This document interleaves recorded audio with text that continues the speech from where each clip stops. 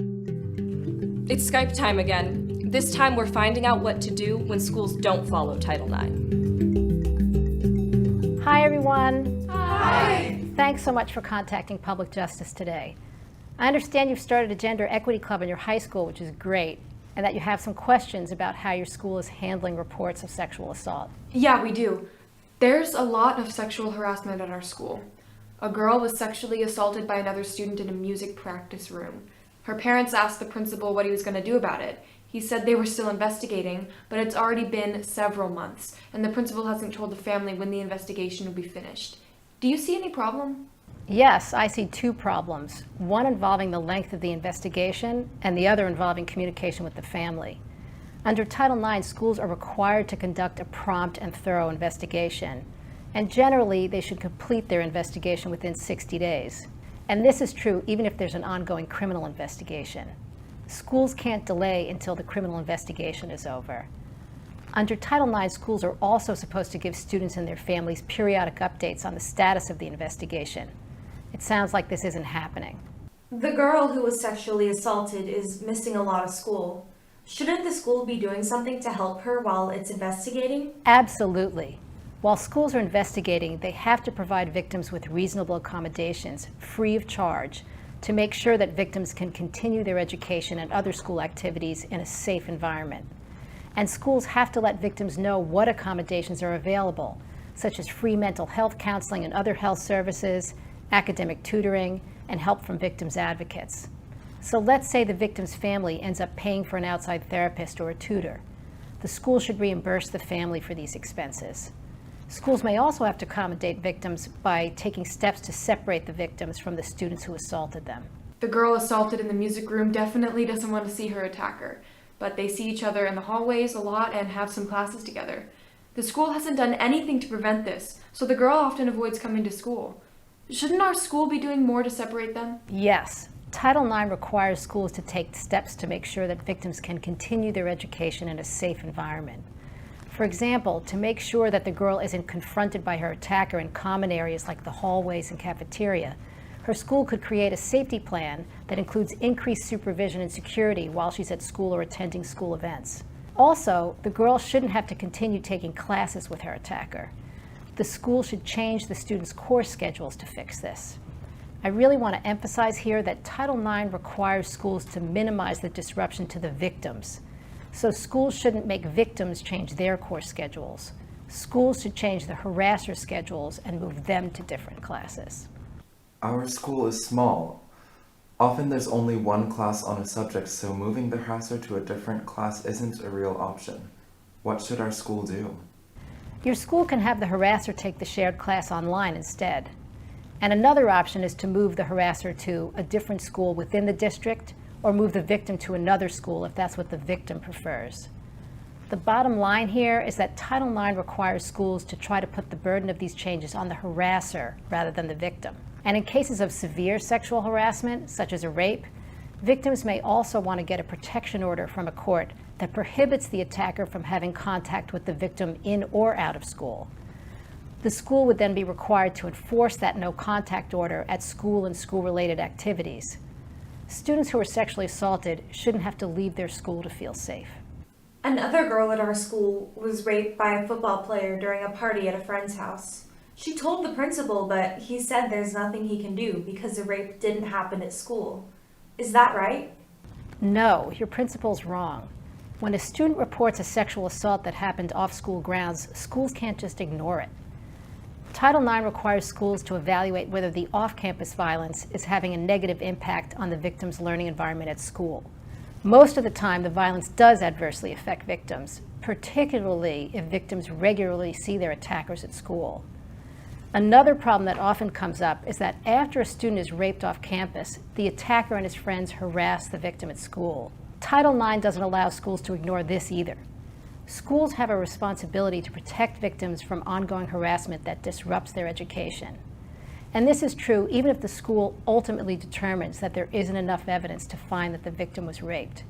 If the victim is harassed for reporting a rape, the school must take steps to stop that harassment. A boy at our school was raped and stopped coming to school because no one investigated his report or did anything to make sure he felt safe at school. What can victims like him do? Victims have quite a few options for trying to get their schools to do a better job of addressing sexual assault complaints. One is that they can complain to the school district. Sometimes a district will take action when an individual school fails to do so. Some school districts have a district-level Title IX coordinator or another official who oversees the Title IX coordinators at each school. Also, Title IX requires schools to publish clear instructions on how, where, and with whom to file a Title IX complaint, as well as how to appeal a decision. So victims and their families should review those instructions very carefully. In my experience, many schools and districts don't have clear instructions on filing a complaint about sexual assault. In those cases, it's likely that victims won't get the help they need from the school district and will have to consider other options. What other options? The victim's family can file a Title IX complaint with the United States Department of Education's Office for Civil Rights, commonly known as OCR. OCR has regional offices throughout the country, and OCR has a complaint form that you can complete and submit online. No lawyers needed to do that. After you submit a complaint, OCR decides whether to investigate your school based on the information you provide. If OCR decides to investigate, it'll gather information from the victim and the school and will often try to work out a resolution with the school district. Sometimes this results in changes to the school's policies and procedures for addressing gender violence, new training and education programs, and reimbursement for expenses the victim's family paid to address the impact that the sexual assault had on the victim. But this process can take a while, often longer than a year. Are there any other options? Yes, victims and their families can seek legal advice. Now, not everybody can afford to hire an attorney, but there are some victims' rights groups that provide legal representation for free or at reduced rates. You can find information on some of these groups at the Stop Sexual Assault in Schools website at ssais.org. A girl at our school reported that she was sexually assaulted. Then the school ended up suspending her for having sexual contact at school. Basically, the school blamed her for sexual activity that was actually an assault. Isn't that wrong? Your instinct is really good. Schools shouldn't punish students who report that they were sexually assaulted. When schools do this, they make students feel like they can't safely report sexual assaults. Also, when a school punishes a student who reports a sexual assault, the school may be violating Title IX. Students who report sexual assaults are protected under Title IX, and schools can't punish them for reporting. That's called retaliation. The victim can challenge the school's punishment, in this case a suspension, under the district's process for disputing school discipline. This often involves a disciplinary hearing at the school to start, but families can usually appeal the school's decision to the district. And if they're unhappy with the result at the district level, they can often appeal to the State Board of Education. Again, your school should have clear instructions on how, where, and with whom to file an appeal. Also, it may help victims and their families to have an attorney represent them throughout this process. Some of our friends have experienced dating violence. If they tell their school that they're being abused by a student they're dating, does the school have to do something? Yes, schools shouldn't ignore reports about student-on-student dating violence. Dating violence often raises issues under Title IX that schools have to address. Title IX requires schools to address students' reports of sexual violence, period. This is true when the victim is abused by a student the victim is dating, a student the victim is friends with, or a student the victim didn't even know before the sexual assault.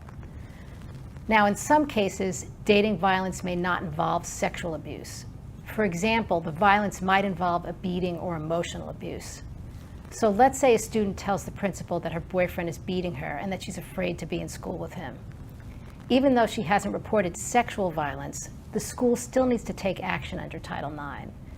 This is because the school is obligated to determine whether the physical abuse this girl is suffering is gender-based. In many circumstances, there's a gender component to dating violence of this kind, and Title IX would apply. What are some ways we can improve the environment at our school so we can stop dealing with all this sexual harassment?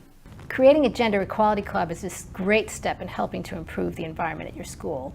You can also connect with other school clubs and your school's parent-teacher organization to share what your club is doing. And you may even want to collaborate with them on projects to raise awareness of students' Title IX rights. We can definitely use these ideas. Thanks for Skyping. Sure. If you have any other questions down the road, just let me know. This is really important work that you're doing. Thank you. Thank you.